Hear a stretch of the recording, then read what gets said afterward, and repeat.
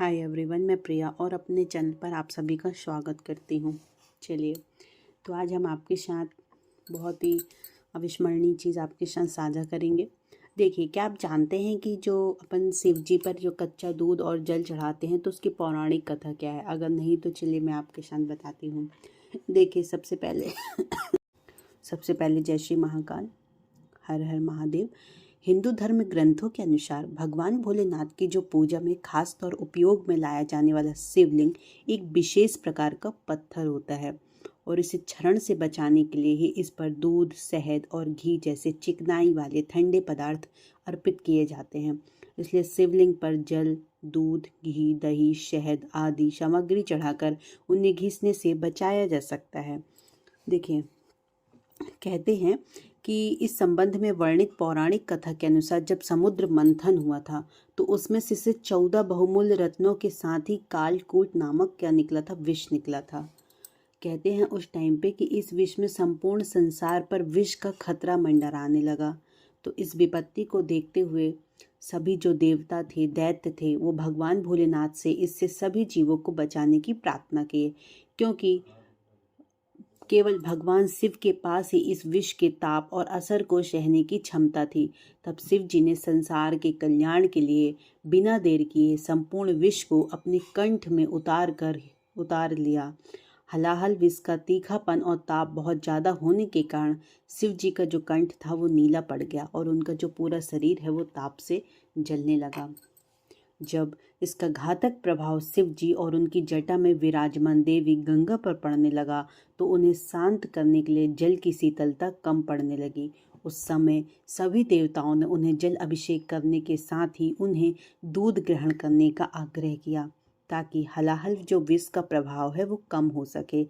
इस तरह सभी के कहने से भगवान शिव ने दूध ग्रहण किया और उनका दूध से अभिषेक भी किया गया। उसी समय से शिवलिंग पर कच्चा दूध और जल चढ़ाने की परंपरा चली आ रही है। इस संबंध में यह भी कहा जाता है कि शिव जी को दूध अत्यधिक प्रिय है, अतः सावन के महीने में तथा हर सोमवार को दूध और जल से स्नान कराने से मनुष्य की सारी मनोकामनाएं पूर्ण होती हैं। ऐसा वरदान स्वयं शिव जी अपने भक्तों को देते हैं। देखिए, सोमवार को शिवलिंग पर दूध मिश्री चढ़ाने से आपको 5 लाभ मिल सकते हैं। कौन कौन सी? कहते हैं कि खासकर सावन के महीने में भगवान भोलेनाथ की सोमवार के दिन आराधना करने का बहुत विशेष महत्व माना जाता है। इन दिनों शिव जी को कई चीज़ें अर्पित की जाती हैं, इससे वह प्रसन्न होकर अपने भक्त को विशेष लाभ भी देते हैं। कहते हैं कि मान्यता अनुसार शिवलिंग पर यदि कोई व्यक्ति दूध के साथ मिश्री मिलाकर चढ़ाता है तो घर में सुख समृद्धि आती है। शिवलिंग पर दूध और मिश्री चढ़ाने से चंद्रमा मजबूत होता है, इससे पापों से मुक्ति मिलती है। सोमवार के दिन मिश्री युक्त दूध से शिवलिंग का अभिषेक करने से सद्बुद्धि प्राप्त होती है। शिवलिंग पर दूध में चीनी या मिश्री मिलाकर चढ़ाने से बच्चों की जो मेमोरी होती है वो शार्प होती है। सावन के हर सोमवार को यदि कोई भक्त दूध मिश्री एक साथ शिवलिंग पर अर्पित करता है तो उसकी सारी मनोकामनाएं पूर्ण हो जाती हैं। शिव जी को गुलाब और गेंदे का फूल चढ़ाते हैं या नहीं? देखिए, सबसे पहली बात कि ये कि जो कई लोग शिव जी को गेंदे या गुलाब के फूल अर्पित करते हैं, तो क्या सभी भक्त यह जानते हैं कि शिव जी को गेंदे या गुलाब का फूल चढ़ता है या नहीं? यदि नहीं तो चलिए देखिए, यह फूल शिवलिंग पर नहीं चढ़ाना चाहिए। केतकी का फूल, मंदती का फूल, केवड़ा का फूल, जूही के फूल, कंद के फूल, शिरीष के फूल, अनार के फूल, कदम्ब के फूल, सेमल के फूल, सारहीन फूल, कठूमर के फूल, कपास के फूल, ये सारे जो फूल होते हैं ये शिवलिंग पर आप कहते हैं कि ना चढ़ाएं। उसके बाद देखिए कौन कौन सा रहता है। धतूरा, आकड़ा, अलसी, शंख पुष्पी, शमी, बेल, चांदनी, जपा कुसुम, कनेर, अगस्त, जूही और पीला गेंदा।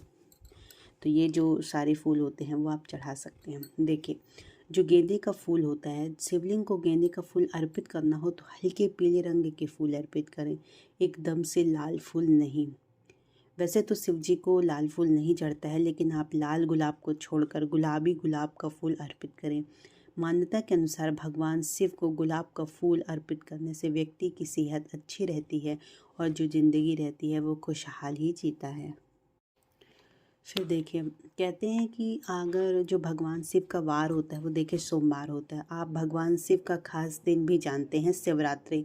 लेकिन क्या आप जानते हैं कि दिन में कौन सा भगवान शिव का होता है, या फिर इस समय को नहीं जानते हैं तो चलिए इस समय से बचकर कैसे रहेंगे, आओ मैं बताती हूँ आपको। तो देखिए, पुराणों में बताया गया है कि सूर्यास्त से दिन अस्त तक भगवान शिव का समय होता है, जबकि वे अपने तीसरे नेत्र से त्रिलोक को देख रहे होते हैं। वे अपनी नंदी गणों के साथ भ्रमण कर रहे होते हैं। इस काल को धरधरी का काल भी कहते हैं, जबकि राक्षस प्रेत योनि की आत्माएं सक्रिय रहती हैं।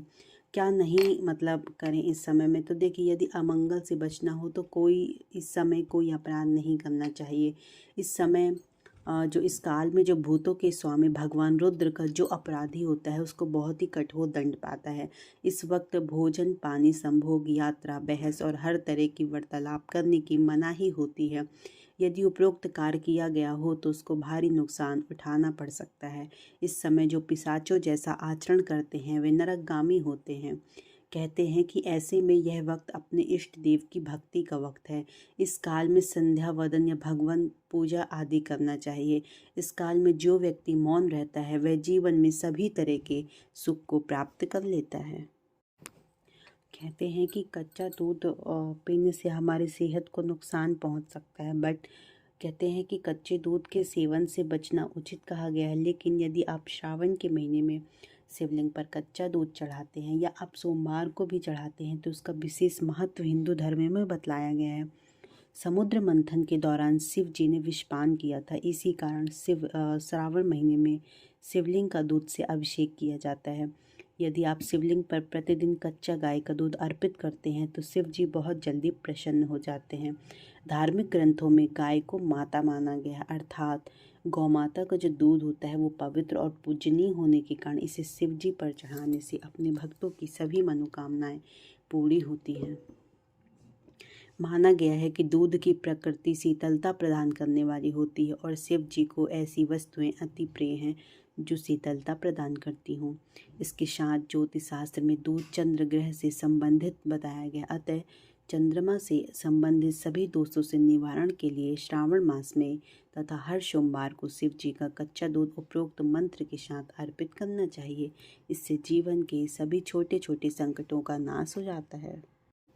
चलिए, आई होप आपको वीडियो बहुत पसंद आई होगी। मैंने आपको बहुत विशेष चीज़ें आपके साथ साझा की है हमारे भगवान भोलेनाथ के बारे में। तो देखिए, आप भी चढ़ाएं और हर मनोकामना आपकी भी पूरी होगी, है ना। भगवान पर पूरा भरोसा बनाए रखें, क्योंकि किसी की भी जो मनोकामना होती है वो एक न एक दिन ज़रूर पूरी हो जाती है। बस थोड़ा सा आपको संयम बनाए रखना पड़ेगा। चलिए, तो हर हर महादेव, जय महाकाल, जय श्री राम।